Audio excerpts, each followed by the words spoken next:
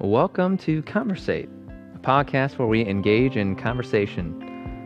Today, I, Pastor Kevin, will be engaging in a conversation with our Director of Youth and Campus Ministry, Marcus Huff, as we talk about Ezra, Nehemiah, the exiles over in Babylon, and how significant this moment was in their story.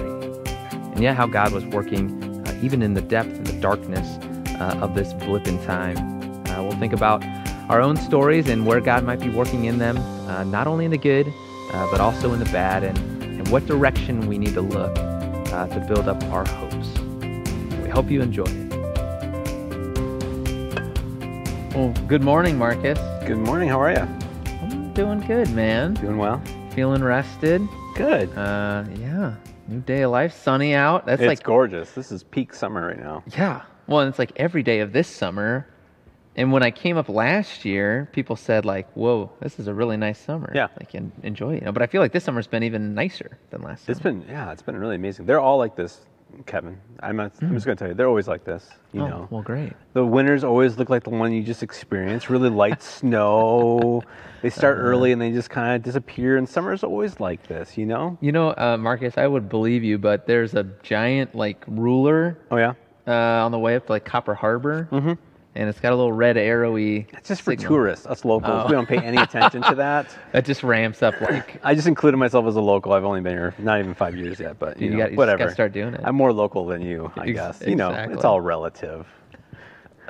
But yeah, it's gorgeous out. Yeah. Have you been making good use of the summer? We have, a lot of backyard activities, and took the youth. We went tubing on the canal and water skiing on Sunday, and that was awesome. So that was actually my first time on the canal on a boat. Wow. So yeah, I've yet to do that myself. It was really good.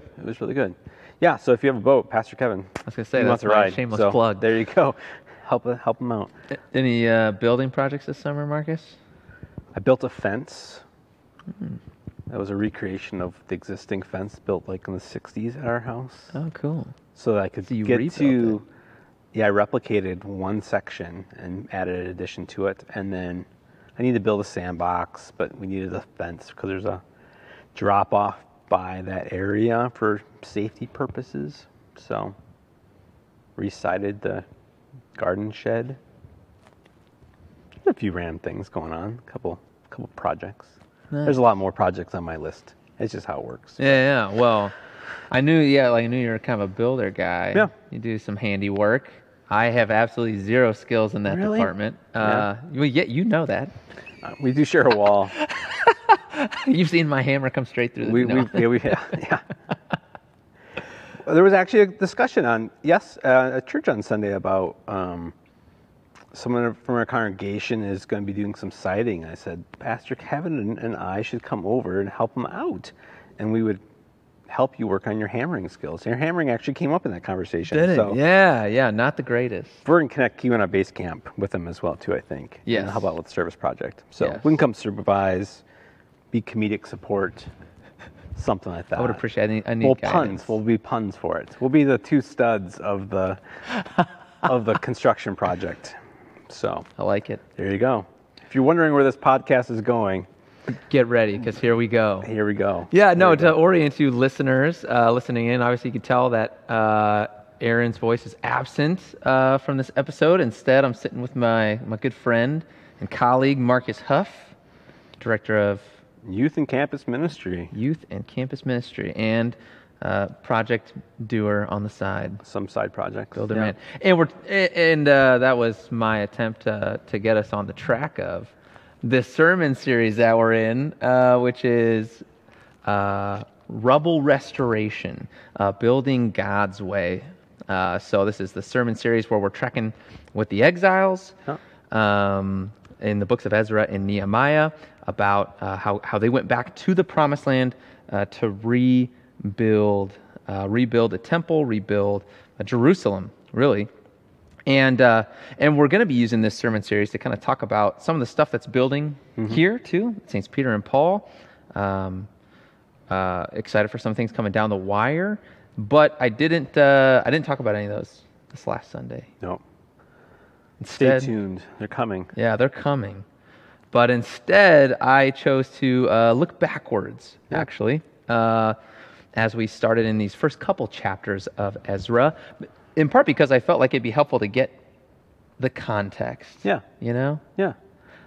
Kind of took the drywall off, got it down to the studs, went back to what are the bones, what are the roots, what are the bones of the structure? That's right. I like it. Yeah. Yeah. Well, and I don't know about you, man. I like growing up in the church, and maybe like we didn't do sermon series when I was growing up. Okay. So I don't know that I ever got like a long sequence of like the story, the narrative, except for maybe in like confirmation or something. Yeah, I think I always gravitated towards like Advent and Lent, where you actually walked with it. Or I've always really appreciated, and we talked about it on a previous podcast when we talked about Holy Week, where Pastor Aaron, you and myself were part of that one, but just that literal walking through Holy Week of literally day in a row, and so much of hundreds of years pass, and 60 years, and I just met this character, now he's dead, now he's third generation is showing up, and like what's happening. So I do appreciate looking and going, what is the context, what is this all flowing into, and kind of walking through the series linearly, just like in a row, just to figure out what's happening with it and getting my bearings on it. Yeah, a little exactly. bit better. And seeing the Bible too as like it actually is a congruent narrative. Like it is, there's this large overarching story that's a part of it. And so we looked at the first couple chapters of Ezra and set the stage a little bit. And so we can do the context here again just real quick. The Israelites had been, they hadn't been going God's way, right? So they had not been living God's way. They'd been kind of going against Him. If you read the books of Kings or Chronicles, you'll read like a lot of kings. Some of them were good, but most of them, it'll say, they did evil in the sight of the Lord. That's like their, this is the summary statement for all that they did. So things were going in a bad way. God is basically like, I need an intervention. And that intervention took the shape of a foreign army, the Babylonians, coming in, conquering Jerusalem, exiling people from Jerusalem. Not everybody, but especially nobility, higher class people. Daniel, we covered Daniel, right? So taking him into exile. And then 70 years is going to go by for the exiles before God returns them. And so that's where Ezra 1 picked up, was in that proclamation of Cyrus. So he's the king at the time of Persia. So it's no longer Babylon, it's now Persia. They've conquered the Babylonians. See, this is why it gets so confusing. But this guy Cyrus comes in, and we heard last week in Aaron's sermon how God had like planned for this guy for like 150 years. Yeah. So before he was even born, God's always like, keep your eyes out for this guy Cyrus. He's coming. When he shows up, this is going to be good. So this exile was like a defining, this is a very significant point in the story of Israel. Okay, so like Israel's story has some pretty big points. So like Exodus out of Egypt's a big one. When they start having kings, that's new, so that's pretty big. But the exile, this is a huge a moment for them. In terms of even the way they, I think, understand God. I appreciated the pause you had as you preached on it, and about almost the irony of how we read that story, those chapters, and easily miss the bigness of what's happening in that moment. About some of the fulfillment and the transition that's taking place. Because we just look at it and go, wait, names changed again? Like who's going, what's happening? And I've already lost the narrative of what's going on and what's been fulfilled, and God walking with them along this whole process. And just your attention to go, no, this is big. Let me help unpack this, why this is big. Let's go back and realize what's happening here. So. And especially in the second chapter of Ezra, all you get is just like a big long list of names.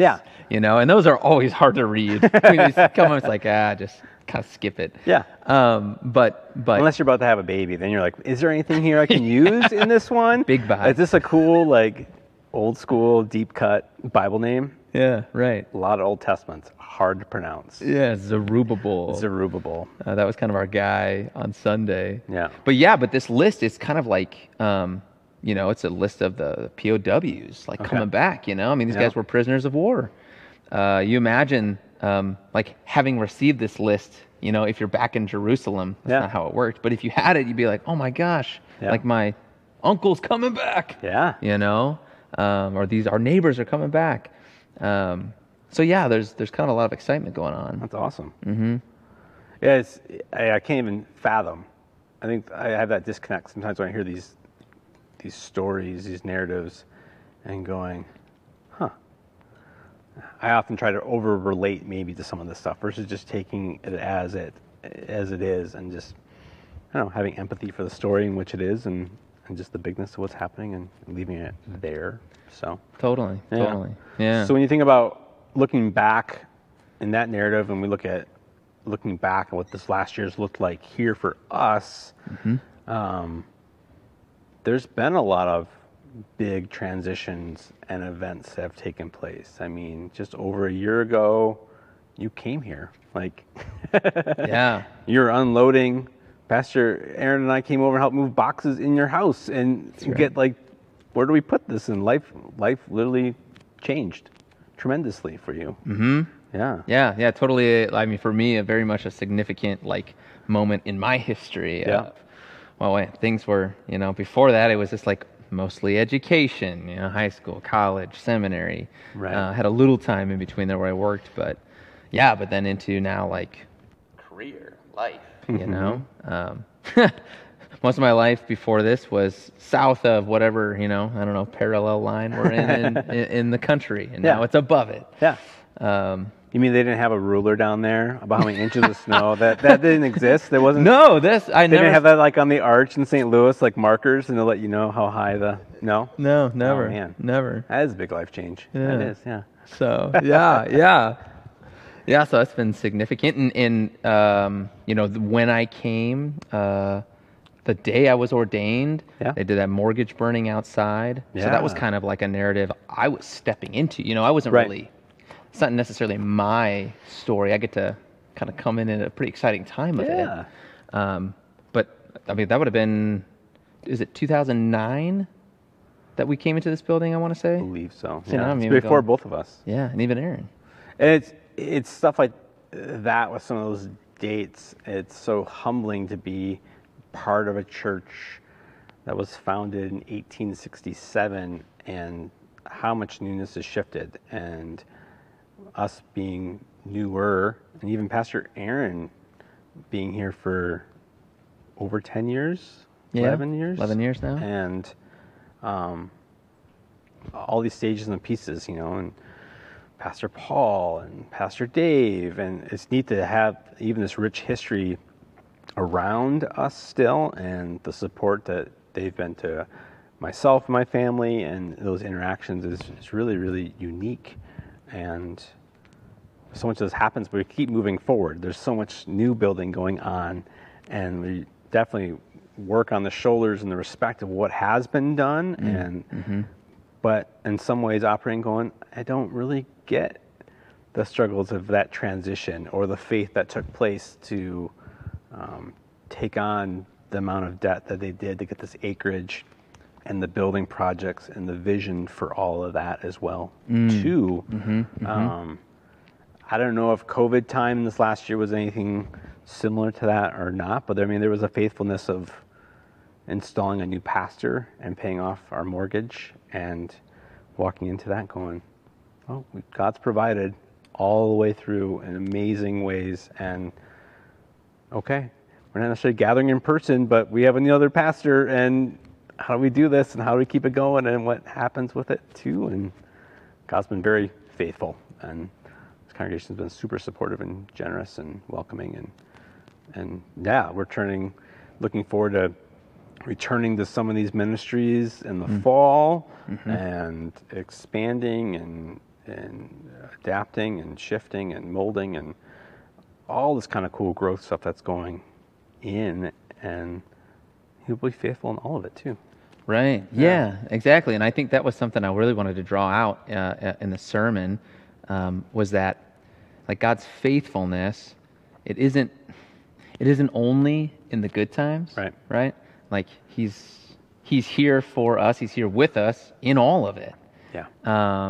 Present, past, future. Like, so the people are in exile. They're cast out of their homeland. It's not an easy season. No. But God, he kind of drips, little clues or hints of like, hey, I'm still with you. Yep.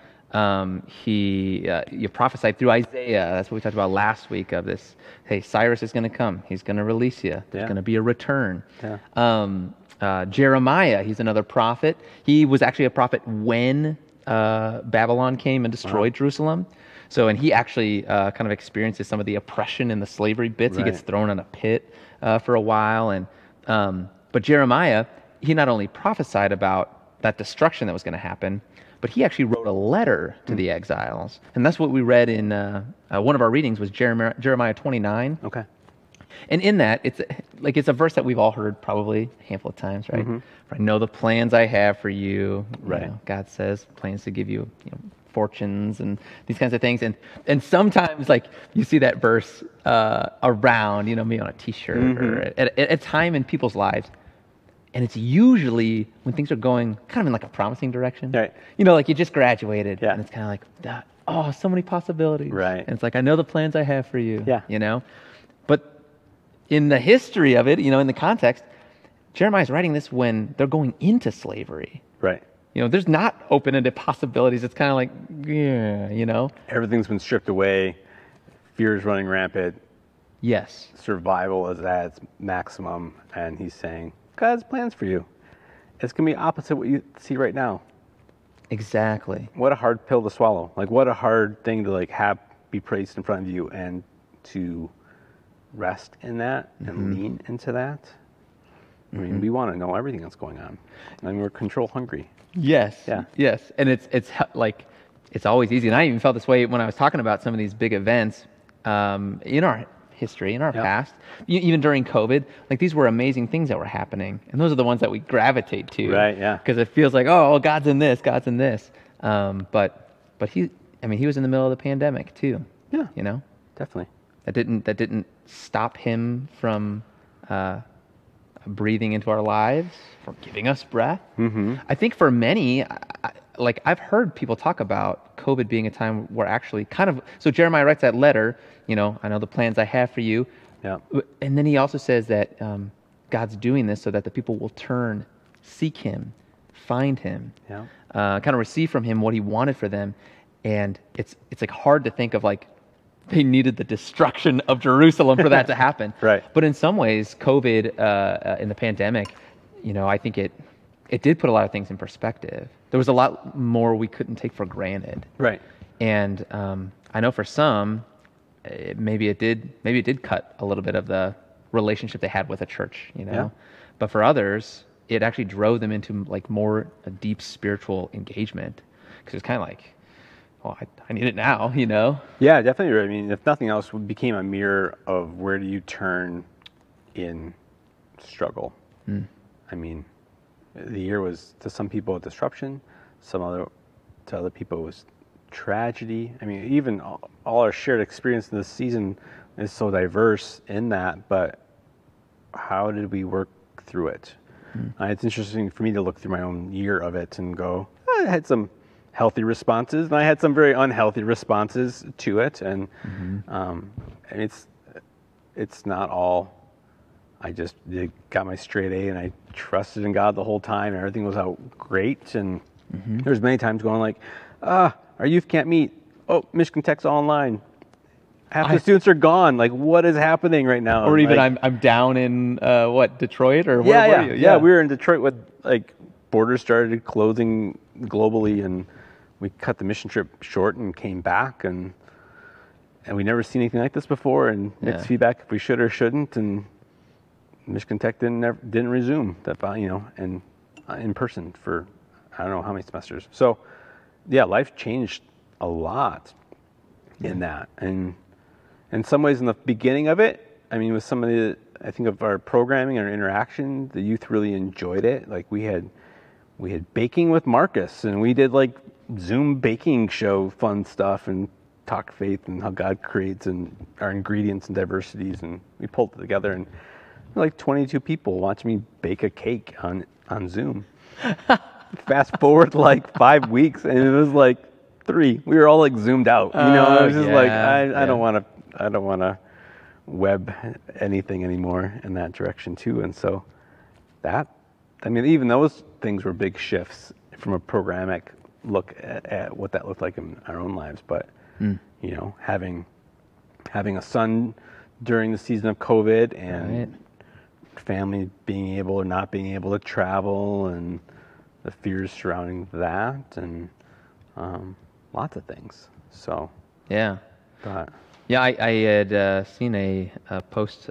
This was back in March. It was when we were coming kind of on the anniversary of the pandemic. Yeah, and it was kind of the question of, like, do you celebrate an anniversary, or how would you celebrate pandemic anniversary? And a couple of things the author said one was like mourn, grieve those things, right? Like there was a lot of loss in COVID, whether it was those like relational moments that we would be excited about and have, birthdays and trips together, a lot of vacations that got canceled, or graduations. But then he said, but then give thanks. And kind of his point was, if you're reading this, like, look, you've made it this far. Like God was with you. God did, he still has preserved us. There was a question there for a while of how expansive or difficult, or, when most of the time I think we were all thinking, oh, it's going to end in like a couple weeks. Right. In a couple of weeks. Yeah. Then we finally got to a zone where it's like, well, it's not going to be a couple of weeks. I don't know when it'll be, but we all kind of held on to a hope that it would end. And of course, we're still kind of, living somewhat in the wake of it. So I don't want to pretend that it's ended, but God has been faithful in it all. And we're almost invited into the narrative of God is sovereign. This life on earth is full of unknowns. Don't panic. Don't fear. I've got this, God. It's just that narrative. Like we want to put timestamps onto it. Or even I'm thinking in our conversation now, looking at the last year, the Israelites must be looking at us going like, well, isn't that nice, you two? A year? Let's talk about exile and hardship. Like generations of this, where if they did not teach and train and equip, they wouldn't know how to rebuild and restore their identity, the temple, and all of this, because it had been so long. Yeah. And stuff had been stripped away. And for them to dig through the archives to figure out, what do I do with this and what do I use this for, and stuff like that as well. Like, and we're two relatively young guys at the same time too. There's probably men and women that have lived 2 or 3 of our lifetimes that look back on God's faithfulness and what that looks like over 20, 30-year spans, where it felt dry or dark or hopeless, and they can look back at it hopefully from a healthier spot, or things did turn and God's face showed up in a different way, and they could go, he was with us. It's almost like the Footprints poem, and it is there. It does look like that. So yeah, and that actually, like what you just described, is the exact way that the Old Testament talks about hope, or the Bible really talks about hope. Yeah. That it's not rooted in like some sort of blind optimism for the future, but it's actually rooted in like the concrete activity of God in the past. Oh, that's awesome. Right? So like, yeah, that's the whole notion of, you can't really know where you're going unless you know where you've been. Like if you look back, look at God's faithfulness in your life, like chalk up the stories, count them, count the blessings, I guess. Yeah. People say, and that's what you see in Scripture, even in the Psalms. They'll look back to God's activity for their people coming out of Egypt. You look at anytime they're looking for hope in the future, it's rooted in what God has already done in the past. And then it's faith at that point, right? Because you don't know what's going to happen next. But his character is true. His character is unchanging, unwavering, and you can rest in that. And I mean, probably people say we don't value character nearly as much today as what was there, but it's huge. Someone's character, if they're going to show up, you can count on it, or if they aren't, something's going on, but they'll get there. And love, so you think of the character of God, I think of slow to anger, abounding in love, just, vengeful. Like, there's like a lot of the really nice ones, and there's like the other ones that like the Israelites are rocking through too, and going, but the harmony of all that together creates the diversity and beauty and strength and power and cuddliness that we want in a loving, just God. Yeah, but in the consistency of it too, that these are that's who he is consistently, reliably. Right. Yeah. So I don't know, we got this story. We're just getting into it with Ezra and Nehemiah. We'll keep tracking with them and see where they go. But we would invite you, listeners, if you've made it this far, think about your own story. I mean, just think back to your own life. Maybe write down a couple key moments in your life where, the chips really felt down. Things did not seem like they were going to work out. Yeah. And they did. Or even the ones that you're stuck in right now where you're not sure where your story is going. How does this fit into it? Put it in your Bible with the hopes that you'll open up your Bible daily, weekly, yearly, look back at those notes in a couple years and maybe be able to answer and respond to it. Or maybe it's a quick comment of still waiting, 2021. And then maybe later on it's like, fulfilled beyond my dreams. Or I still want to have a conversation with God about this whole thing. Like, what is going on with it too? But write that down, journal it, mark it up, and see it.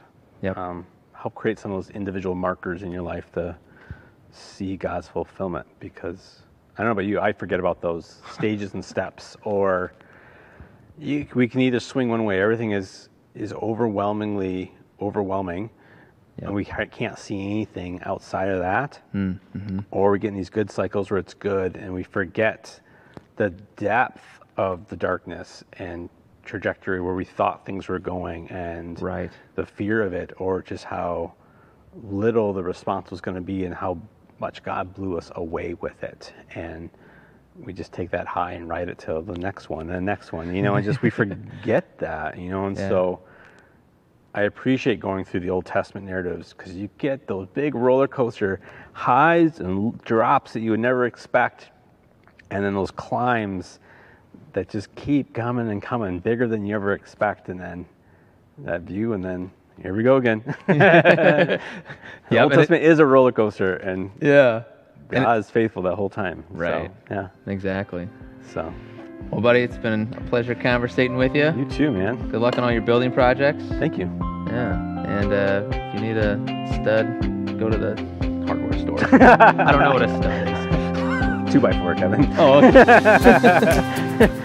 Thanks for listening. We'll see you next week.